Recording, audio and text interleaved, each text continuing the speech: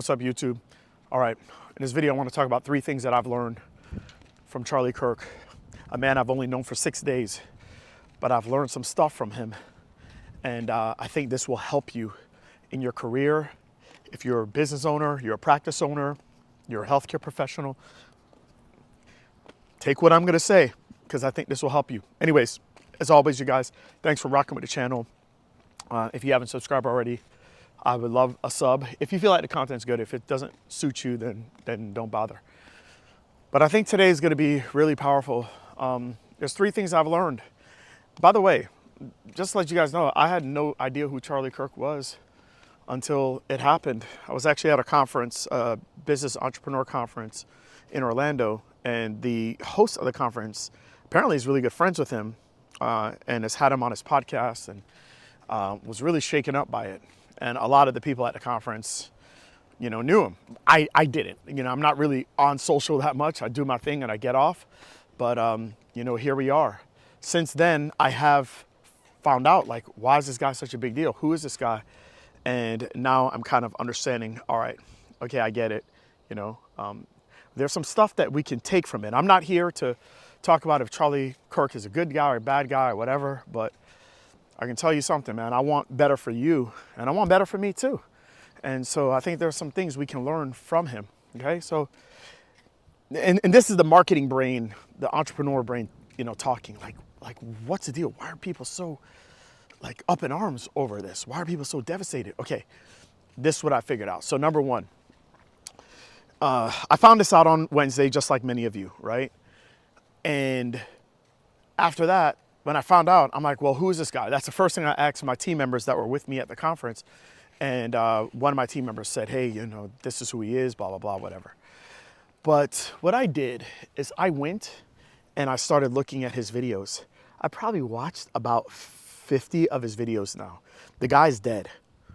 And I've watched about 50 of his videos after he died. So I know many of you, you want to matter. And I think the way that we matter is by having some type of legacy. Well, here's a question that I need to ask you. And it's a question I ask myself, what do you have to leave? What have you left behind? If today was your last day, what have you left behind for your kids? What have you left behind for your community? What have you left behind for your industry? Do you have anything you've left behind? I mean, do you have money? Do you have digital assets? Do you have knowledge? What do you have? And I realized that this dude has a lot of stuff. He has a lot of stuff that he's left behind. He was able to impact me. Whether I agree or disagree with him is not the point. The point is that there was so much content to where I was able to learn his views, his thoughts, his stance on many different things. And he's dead. And he's dead because he had digital assets. He had a digital footprint. So now you can go back and you can look at everything he's done, even though he can't do it anymore. He's probably made more impact in the last 6 days on people than most living people have made for their entire, he was 31, their entire 62 years on earth. Probably more than most communities combined. Why? Because whatever he said in a way that can live on. And he didn't just say it and speak at events where they weren't recorded. No, he said stuff over and over and over again, you guys. So, man, I just think it's so important and so powerful to say, if I'm going to leave something, man, let me leave something that people can enjoy and consume and get value from well after I leave this earth, if legacy is important to you. I think that's number 1. Number 2, the man stood for something. Again, you might agree, you might disagree with him. It really doesn't matter. The reality is that he had a stance, he stood for something, and he understood that there was going to be half the people that like me, half the people that don't like me. Shoot, it might even be 20% of the people like me, 80% that don't like me. But you know something? You're going to know me. You're going to know me. You want to know why? Because I'm not lukewarm. I take a side, I take a stance, I believe in something, and he shouted it from the rafters. You got to respect that. You might not care for what he says, but he stood for something, and he was willing to take a side and take a stance. And man, that's powerful, man. That's really powerful. And you know something? This guy created $100 million business off of, listen to this. This is going to be number 3. This man created $100 million business, not nonprofit albeit, but still off of donations from broke people. Just think about that for a second. He got the majority of his money from college students that wanted to stand for something, but probably didn't have the guts and the balls to be able to stand for what he stands for, but saw that he was willing to do it and said, you know what, we'll back you, bro. Just think about that for a second. So next time you say, oh, my audience can't afford it. No, they can't afford the problem that you are presenting to them right now. It's not worth it for them to afford it. I mean, look, the most broke people are college students. This guy's building a $100 million business off of that. There's something to say for that, y'all. There's something to say for that, you know? Yeah, I think the whole thing is really, really interesting. It's really powerful. And it's quite telling on how we all have our microphone, just like him, but some of us use it and some of us don't, you know?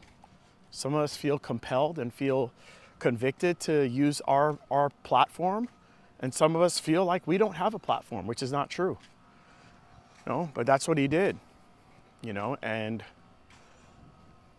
obviously it worked to a certain, it also got him killed, but it worked, you know, it worked. It really did, you know. Here, I'll leave you guys with this. I guess this is a bonus. I told this to my kids too. It's like, you know, I'm a huge believer in skill stacking. I have a 22-year-old daughter. I have a soon-to-be 20-year-old son. And I have 2 younger kids.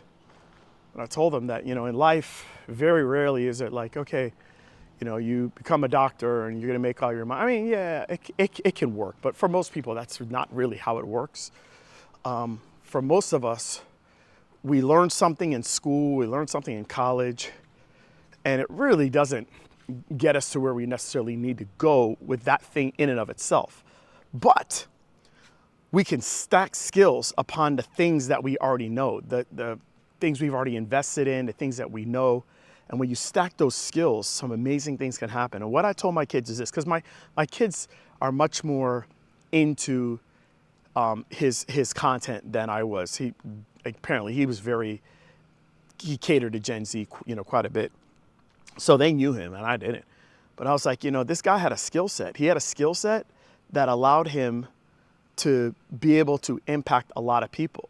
He's not the only person that knew politics. He's not the only person that knew Jesus. He's not the only person that had a stance on it. He was just someone that was willing to use his gift and add it to the knowledge that he had, and he stacked his communication skills onto his knowledge, and then that's what made him so influential, you know? And he did it in a leveraged way through digital. So there's a lot to say for that, whether you like the guy or not.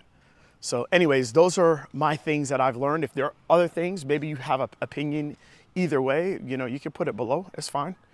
I mean, you know, hey, we all have an opinion, and that's totally cool. I don't know if it matters, but we all do. But anyways, I feel like those are things that you can ask yourself. Hey, you know, am I creating any digital assets? Am I taking a stance? You know, am I telling myself the story that my audience won't buy anything? No, maybe your problem that you're solving is not valuable to your audience. Maybe that's what it is. You know, and yeah, I think those are really important things to kind of think about.